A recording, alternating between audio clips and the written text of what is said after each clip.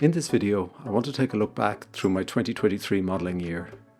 It wasn't just about 00 gauge Locos and rolling stock this year, as we had Hornby's new TT120 and HM7000 offerings to consider as well. I'll still cover my favourite and most disappointing models of the year, as well as the usual honourable mentions. The year kicked off, as it tends to do, with Hornby's 2023 range announcement, and this year that included their new HM7000 Bluetooth solution for digital sound and control. We had been hearing rumblings for some time that newer, improved sound decoders were on the way, but this was the first confirmation of the actual details. I have to say that I was enthusiastic from the outset, given the costs, complexity, and performance of the legacy DCC-based systems. Similar to TT120, there was an obvious concern regarding single sourcing, and also the lack of openness in the system, which didn't allow for third parties, or any modeler for that matter, to roll their own sound files. The proof would ultimately be in the delivery, ease of use, and the level of traction it would achieve with modelers. The first HM7000 decoders ultimately landed in March, and my first impressions were positive overall. 3 immediate issues surfaced pretty quickly: the physical decoder size for the smaller form factor decoders, which effectively ruled them out for certain locomotives. The second main issue was the lack of Android app support, and finally there was the poor level of locomotive profile support, and all of these continued for many months after the launch. Still, in general, I was pleased with the solution, to the extent that I've tended to use TXS decoders for a significant number of the locomotives I've done videos for on the channel throughout the year. The main exceptions have been Locos with their own factory fitted sound. I've simply enjoyed the running experience and also the ease of tuning CVs via the app. Stepping back to control via Railmaster just seems retrograde now. However, the lack of locomotive profiles is still an issue, and exiting the year without support for locomotives such as the Class 60 and the Class 91 has been a real disappointment. Opening up the system to custom created profiles would have helped mitigate this type of issue and would also make the solution a lot more compelling. But alas, that doesn't appear to be coming anytime soon. HM7000 may not be all things to all modelers, but it's still the lowest cost path to digital control we currently have. So for this reason, if no other, its introduction has to figure as one of the highlights of 2023. February saw the landing of Accurascale's much anticipated Mark V Transpennine Express coaches. Overall, they did live up to expectations and set a new bar for modern era coaches in 00 gauge. Personally, I found the coach lighting to be a disappointment, and that these coaches deserve better in that regard. Thankfully, the implementation from Accurascale facilitated a relatively simple and low-cost upgrade for those wishing to take the plunge. Elsewhere on YouTube, people were working on more elaborate upgrades to include the destination boards. This is something I'd love to see on future models, but drew the line on the more basic coach lighting upgrade for now. February was also the landing point for Hornby's TT120 Easterner set for me, as this particular set didn't make the initial pre-Christmas drop. Having dabbled with Cato's excellent N-Gauge Class 800 a few months earlier, I felt I was better prepared to make a proper assessment of this smaller scale offering from Hornby. The most important elements of the set, the locomotive and the coaches, hit the mark for me, and I was pleased with the quality and level of detail offered.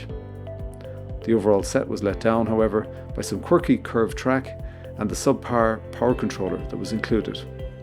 Still, Hornby got a lot more right than wrong with this set, and assuming equivalent quality in their diesel deliveries, I couldn't help feeling that TT120 could be an alternative for certain space-constrained modelers for whom N-Gauge simply was a bridge too far. The challenges over single sourcing, lack of range depth, and lack of a pre-owned marketplace for those on a budget still exist, however. And with the leadership changes at Hornby during the year, questions must still remain as to the longevity of this scale for UK models. We'll have to wait and see, I guess. I spent a lot of time in April testing out the Hornby TXS decoders on other vendors' locomotives, and overall I was pretty pleased with the results, although the limited profile support continued to be an issue. Bachmann's decision to go down the Plux 22 road for their recently retooled locomotives was a disappointment, however, and for now it rules out these locomotives as options for Bluetooth control. This definitely impacted some of my buying decisions later in the year when a number of these new Bachmann models started to become heavily discounted. I'd love to know if any other modelers felt the same, Please let me know in the comments. In May, I started my venture into Hornby's updated Mark IV coach range with their Transport for Wales versions and associated DVT. Nothing earth-shattering here, but I used the discounting of the standard LNER Mark IVs and the Hornby Class 91 as an excuse to round out my Mark IV investment later in the year. More on that later. In June, I had hoped to marry Hornby's fresh, colourless liveried Railroad Class 37 with the TXS decoder, but the required Class 37 profile never arrived in time. The Soundtrax decoder had to do the job instead, and this addition to Hornby's current Railroad Class 37 series delivered predictable performance for what it is. A totally different flavour of Class 37 appeared in July, in the shape of Accurascale's Class 37, and a pre-fitted sound version is what I reviewed. As I alluded to at the time, this was the best Class 37 model I've ever owned, and probably Accurascale's best locomotive model to date as well, which is saying something. This model had everything we come to expect from an Accurascale locomotive, with its super smooth running performance, excellent lighting package, superb appearance, and best-in-class sound. July also saw the arrival of the latest incarnation of Bachmann's Class 70 in the colourless rail livery, and again I chose a factory-fitted sound version. Unfortunately, this was a mistake, and I have to admit I've been disappointed with this model. It failed to resolve any of the shortcomings of its predecessor, and the factory-fitted sound also fell short of my previous Freightliner Powerhaul livery Class 70 that featured an aftermarket sound solution. All of this combined with an increased price meant I wasn't too pleased with this new release from Bachmann. I also looked at two other more low-profile offerings in July in the shape of the EFE Rail Class 58 based on the old Hellion tooling and Dapol's Class 59. While neither were perfect models, at their discounted prices I did find them to be worthy of consideration, and both ticked the box for me in terms of their running performance. The quirky lighting on the Class 59 was probably my main issue with that particular model, but overall I was pleased with these purchases. August was all about Hornby's retooled Class 43 HST and the retooled Mark III coaches to go with it. Hornby's ridiculous price hikes during the COVID pandemic turned me off these models when they originally landed. With some decent discounting over the summer months, I was tempted back again, and I wasn't disappointed. These models represent a decent upgrade over their predecessors, and combined with their out-of-box magnetic couplers, the resulting train configuration combined with TXS based sound was my best Class 43 HST running experience to date. The provision for battery-based lighting on these new Mark III coaches was to be welcomed, but based on viewer feedback, it was clear that what people really wanted to see was Mark III coaches with lighting built in from day one, and not to be reliant on a battery-based add-on. Another discounted summer purchase was Hornby's Class 91. I had originally been looking to go with the Swallow livery version, but with the Class 91 delivery delayed, I eventually went with the Bachmann Class 90 in that livery, and that allowed me to reuse my existing Mark III coaches and DVT. That meant that my eventual Class 91 purchase was to come in the LNER livery, and again the summer discounting came to the rescue in terms of the pricing of the Mark IV coaches, which I picked up for 25 to 35% less than the recommended retail price. While I experienced an out-of-box quality issue with my Class 91, it ultimately performed well on the track, and despite any shortcomings, I was pretty happy with it as a model for what I paid for it. This long-awaited model from Hornby could and probably should have been better, but it wasn't a disaster either, and overall I was happy with it. I did make some rolling stock purchases in December, and the reviews for these will land during January. I'm pretty pleased with all three purchases, so watch out for those videos in the month ahead. And that brings me to my own awards for 2023. There are no bonus points for guessing my most disappointing model of the year. The Bachmann Class 70 took that one. Not because it was a terribly bad model, but because it was simply a rehash of their original Class 70 from more than 10 years ago, with zero improvements, and all at a ridiculously new price. The subpar factory sound offering only rubbed salt into the wounds. Bachmann's Class 70 wins my Money for Old Rope award for 2023. Bachmann aren't alone in delivering such models. Hornby have been doing this for years, but this one really stood out given its price point. As already indicated, I want to note Hornby's HM7000 introduction as one of the highlights of the year. Yes, there have been teething problems and frustrating delays, Nevertheless, the game has changed, for a portion of modelers at least, in terms of digital control for their models. I have to believe that the recent discounting we've seen on ESU-based decoder offerings has been in direct response to the HM7000 introduction.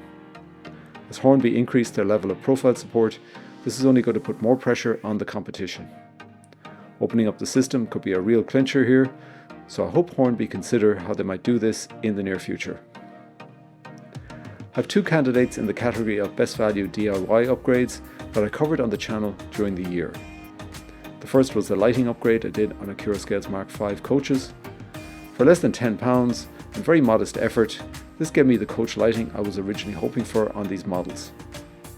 The other upgrade was the traction tower removal from my Class 395. For the price of a replacement wheel set, this delivered everything I was hoping for in terms of improving the running performance and addressing the painful issue of track hygiene. I'm just sorry I didn't do it sooner. Honourable mentions this year include the retooled Class 43 HSTs from Hornby and the retooled Mark III coaches to go with them. Both represent notable upgrades on their predecessors, only to be let down by some crazy pricing from Hornby. Still, at the right price, these models warrant consideration if modelling the more modern eras. Accurascale's Transpennine Express Mark V coaches also warrant an honourable mention and set a new standard for 00 gauge modern era coaching stock. With some minor tweaks to the coach lighting, these coaches border on near perfection. And that brings me to my favourite model for 2023, the Accurascale Class 37. From the first moments out of the box to the first movement on the track, this model exuded quality. As a Bachmann Class 37 fan for many years, and I'm still happy with those older models by the way, this new offering from Accurascale delivered incremental improvements in pretty well all areas. There will always be a few quality control escapes that end up with modelers, but compared to my experience with the Accurascale Class 55 and Class 92, I believe the Class 37 was superior in that regard, while delivering the same levels of detail, performance and overall capability at a reasonable price point. Unlike Bachmann's regurgitated Class 70, I can heartily recommend the factory-fitted sound offering on these models as well. I believe Accurascale's Class 37 to be a worthy winner this year and hope to add to the fleet again in 2024. So what was your favourite and most disappointing models of 2023? If you dipped your toes into the waters of HM7000 or TT120 this year, how has that worked out for you? As always, please share your thoughts in the comments. So thanks for joining today's video. And if you're a regular viewer to the channel, I want to thank you for your support throughout 2023, and I hope to see you again in 2024. Last year I injected some different topics and types of videos into the mix, and there's more of the same to look forward to in 2024, along with the standard reviews and running sessions. I want to wish you and yours a happy and peaceful new year, and until the next time, take care and happy modelling.